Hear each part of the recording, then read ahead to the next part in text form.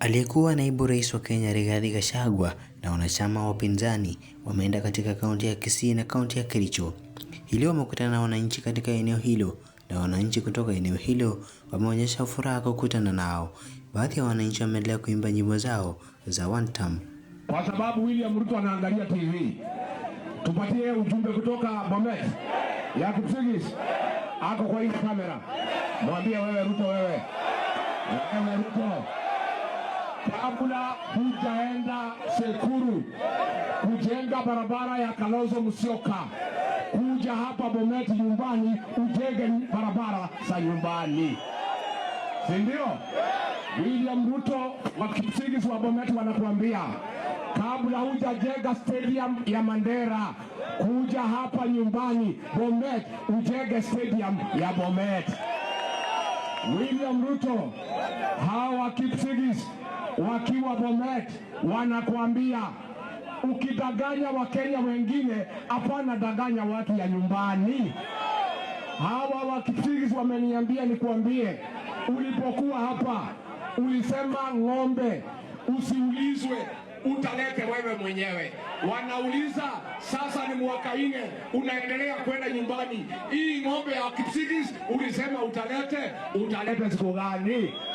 Pia wamesema kuna daraja hapa imeua watu siku mingi. Hata kama hutaki kusaidia wa Kipsigis kwa kazi nyingine, kuja haraka ujenge hii daraja ya hao watu ya Bomet, watoto waache kukufa. Tumemwambia tumemwambia. Tumekubaliana. Ati anasema ati wa Kipsigis na Wakalenjin kazi yao tu ni kupiga kura. Kama Ruto amekula, kama Murkomen amekula, kama Faruk amekula na Oscar Sudi amekula, hata wa Kipsigis wote wamekula, wameshiba. Kuna kitu nyinyi mmekula? Kuna kitu mmekula? Rigathi Gachagua ameendelea kumnyoshea mkono wa lawama William Ruto, akimlaumu kwamba ameitenga jamii ya Kalenjin, jamii ambayo anapotoka. Tangu independence katika uongozi wa Murkomen is the only time goons have become part and parcel of the National Police Service. It's only wakati ya Murkomen police wanabeba goons kwa Land Rover. Ni wakati tu wa Murkomen watu wanapiga tear gas kanisani. Uliona juzi ofisi yake mtu ameingia, amekunywa chai, amelala huko, ametoka ameenda, mpaka saa hii hajashikwa because the minister does not know what he is doing. Angalia kwa wajia. Ngoja nikuulize. Na mimi nilimwambia William Ruto, nikamwambia hii kiti ya interior tafuta mtu amekoma. Tulikuwa na wazee Bio Koinange, Justus Ole Tipis, Nicholas Biwott, John Michuki, John Gaiseri, watu kama Matiang'i, watu wamekoma. Hii kiti ya interior haitaki vijana waja komaa, wako na mambo mingi. Sasa nikuulize, mimi tuelewane na William Ruto, lakini ni rais wa Kenya. Na if anything happened to William Ruto, kutakuwa na shida kwa hii Kenya. Juzi ameenda pale Wajia,